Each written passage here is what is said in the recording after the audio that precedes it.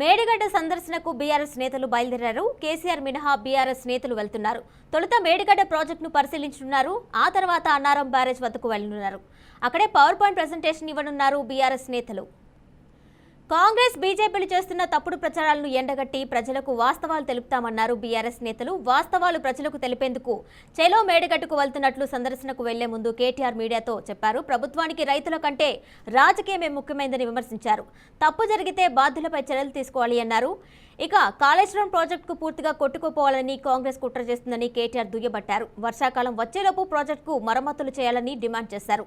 కాంగ్రెస్ ప్రభుత్వం ఏదో జరిగినట్లు చూపుతుందని దుయ్యబట్టారు. కాళేశ్వరం ప్రాజెక్టును జీర్ణించుకోలేక దుష్ప్రచారం చేస్తున్నారని మండిపడ్డారు. ఇక దీనిపై మరింత సమాచారం మా ప్రతినిధి భాస్కర్ అందిస్తారు. భాస్కర్, చెప్పండి. కిరణ్మయ్, ఇవాళ టీఆర్ఎస్ నేతలు ఇవాళ మేడిగడ్డ పర్యటన పెట్టిన పరిస్థితి. ఇప్పటికే మరోపక్క కాంగ్రెస్ పార్టీ అధికారంలోకి వచ్చిన తర్వాత కాళేశ్వరం ప్రాజెక్టులో అవినీతి జరిగింది, అక్రమాలు జరిగినాయి. 1,00,00,000 కోట్ల రూపాయలు కాళేశ్వరం ప్రాజెక్టులో కమిషన్లు తీసుకొని దాచుకోరని చెప్పేసి పదే ఆరోపణ చేయడంతో పాటు ఇప్పటికే సీఎం రేవంత్ రెడ్డి, శాఖ మంత్రి ఉత్తమ్ కుమార్ రెడ్డి అనేక సార్లు మీటింగ్ పెట్టడం జరిగింది. అదేవిధంగా ఉన్నటువంటి మంత్రులు కావచ్చు, ఎమ్మెల్యేలు కావచ్చు, దాంట్లో భాగస్వామ్యం పంచుకున్నటువంటి ఏఎన్సీలు కావచ్చు, కలెక్టర్లు కావచ్చు, సిఎస్లు కావచ్చు, ఎంతోమంది దీంట్లో కాళేశ్వరం ప్రాజెక్టు ప్రధానమైన దేశవ్యాప్తంగా కాదు ప్రపంచవ్యాప్తంగా పెద్ద మహాద్భుతం అని చెప్పేసి బీఆర్ఎస్ గత 10 ఏళ్ల అధికారం ఉన్న బీఆర్ఎస్ పార్టీ కాళేశ్వరం ప్రాజెక్టు నిర్మించి దాంట్లో 1,00,00,000 కోట్ల రూపాయలు అవినీతి జరిగిందని చెప్పి పదే చెప్పడం జరిగింది కాంగ్రెస్ పార్టీ. అయితే ఎన్నికల మేనిఫెస్టో జరిగినటువంటి నేపథ్యంలో, ఎన్నికలలో జరుగుతున్న నేపథ్యంలో కాళేశ్వరం ప్రాజెక్టులో భాగమైనటువంటి మేడిగడ్డ ప్రాజెక్టు కుంగిపోవడం జరిగింది. కాళేశ్వరం ప్రాజెక్టు అంటే ప్రధానంగా మేడిగడ్డ, సుందీర్ల, అన్నవరం బ్యారేజీలు ఉంటాయి. ఈ బ్యారేజీలో భాగమైనటువంటి మేడిగడ్డ ఎన్నికలు ఉన్న నేపథ్యంలోనే కుంగిపోవడంతో పూర్తి స్థాయిలో పెద్ద రాజకీయ తెలంగాణ రాష్ట్ర వ్యాప్తంగా పెద్ద పొలిటికల్ చర్చ జరిగింది. అయితే ఒక పక్క కాంగ్రెస్ పార్టీ, మరోపక్క టీఆర్ఎస్ పార్టీ, మరొక బీజేపీ పార్టీ తెలంగాణ రాష్ట్ర వ్యాప్తంగా కాళేశ్వరం జరిగినటువంటి అవినీతి అక్రమాన్ని, కాళేశ్వరం ప్రాజెక్టులో భాగమైనటువంటి మేడిగడ్డని కుంగిపోయిన విషయాన్ని తెలంగాణ రాష్ట్ర ప్రజలకు కాంగ్రెస్ పార్టీ అనేక సభలో కావచ్చు, బహిరంగ సభలో సందర్భించి వివరించడం జరిగింది. ఆ నేపథ్యంలోనే తర్వాత కాంగ్రెస్ పార్టీకి అధికారం కట్టబెట్టింది తెలంగాణ ప్రజలు.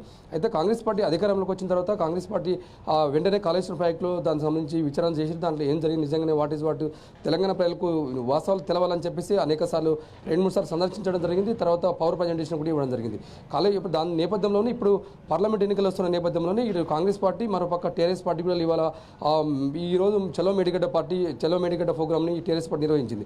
అయితే కాళేశ్వరం ప్రాజెక్టులో భాగమైనటువంటి ఓన్లీ కేవలం కాళేశ్వరం ప్రాజెక్టే కాదు, కాళేశ్వరంలో అంతర్భాగమైనటువంటి మేడిగడ్డ కావచ్చు, సుందీర్ల కావచ్చు, అన్నారం కావచ్చు, మొత్తం ఇది ఒక 151 మోటార్లతోటి 1,00,00,000 కోట్ల ఎకరాలకి ఇలా నీటి ఇస్తున్నాం. తెలంగాణ రైతాంగాన్ని ఆదుకునే విధంగానే కాళేశ్వరం ప్రాజెక్టు నిర్మించడం. దేశంలోనే అత్యంత ప్రతిష్టాత్మకమైనటువంటి ప్రాజెక్టు మేమే స్వయంగా తీసుకొచ్చి 1,00,00,000 కోట్ల రూపాయలు ఖర్చు పెట్టి కాళేశ్వరం ప్రాజెక్టు కట్టినాం. తెలంగాణ రాష్ట్రానికి రైతాంగానికి నీళ్ళు ఇచ్చి ఉపయోగం చేసిన ప్రాజెక్టు కానీ తప్పకుండా ఇది కాంగ్రెస్ ప్రభుత్వం కావాలనే బురద జల్లే కార్యక్రమం చేస్తుంది.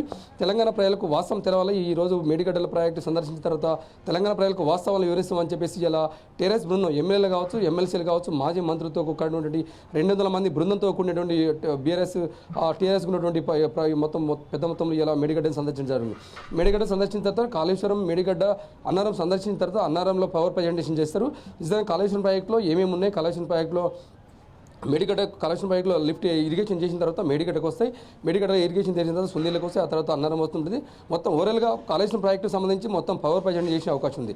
అయితే కేటీఆర్, హరీష్ రావు ప్రధాని నుండి టీఆర్ఎస్ ప్రభుత్వంలో గత 10 ఏళ్లుగా ప్రభుత్వం నుండి ఇలా కీలక నేతలు ఇరిగేషన్ శాఖ మంత్రిగా బాధ్యతలు వహించిన హరీష్ రావు కూడా వస్తుండు.